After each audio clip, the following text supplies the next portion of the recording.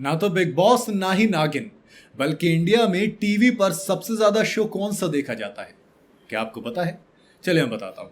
वह इंडिया में TV industry western के हिसाब से काफी देर में शुरू हुई थी। जहाँ अमेरिका और इंग्लैंड में 1950s के आसपास से टीवी शोज आने लगे थे, तो वहीं इंडिया में ये जो आप बिग बॉस देखते हो, खतरों के खिलाड़ी देखते हो, ये 1970 के बाद 80 के आखिर में पॉपुलर हुए थे।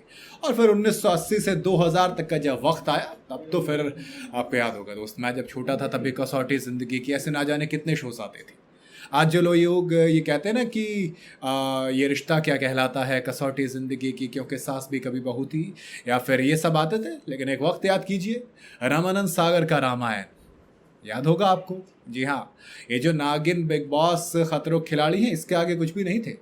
जनवरी 1987 से जुलाई 1988 तक दूरदर्शन पे ये शो आया था।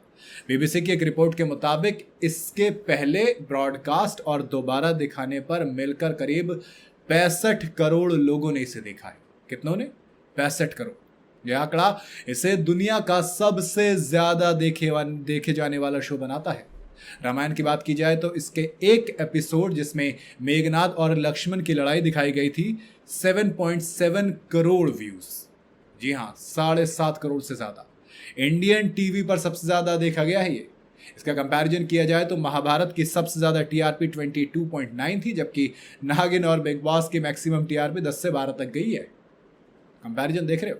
क्योंकि सास भी कभी बहू थी, इसकी टीआरपी एक बार 22.4 तक पहुंची थी, जो इसे 21वीं सदी की टॉप 5 शोज में शामिल करता है। अरे रामायण के आसपास कोई नहीं है।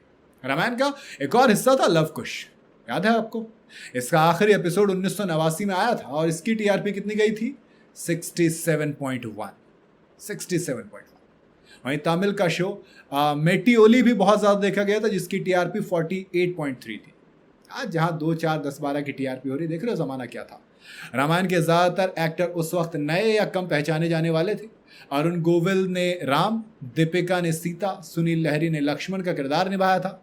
वहीं रावण बने अरविंद त्रिवेदी, पहले से पहचाने जाते थे।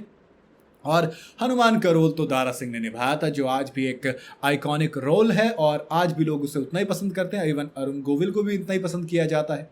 इस शो की पॉपुलैरिटी इतनी ज्यादा थी कि इन कलाकारों को लोग सच में भगवान जैसा मानने लगे। जी हाँ, आज भी बहुत से लोग हैं जो इन्हीं को उस तरीके से देखते हैं। इससे दिक्कत खैर ये भी हुई कि ऑडियंस इन्हें फिर किसी और किरदार में देखना ही नहीं चाहती थी, तो इनके लिए नेगेटिव भी रहा। अरुण गोविल और दीपिका ने कहा कि रामायण ने उन्हें घर घर में पहचान जरूर दी, लेकिन इसके बाद उन्हें फिल्मों में अच्छे रोल नहीं मिल पाए।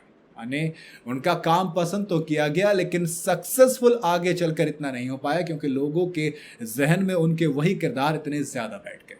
वैसे क्या आपने सोचा था कि वाकई में नागिन, बिग बॉस जब बात की जाएगी तो सबसे ज़्यादा देखे जाने वाला शो रामायण ही होगा?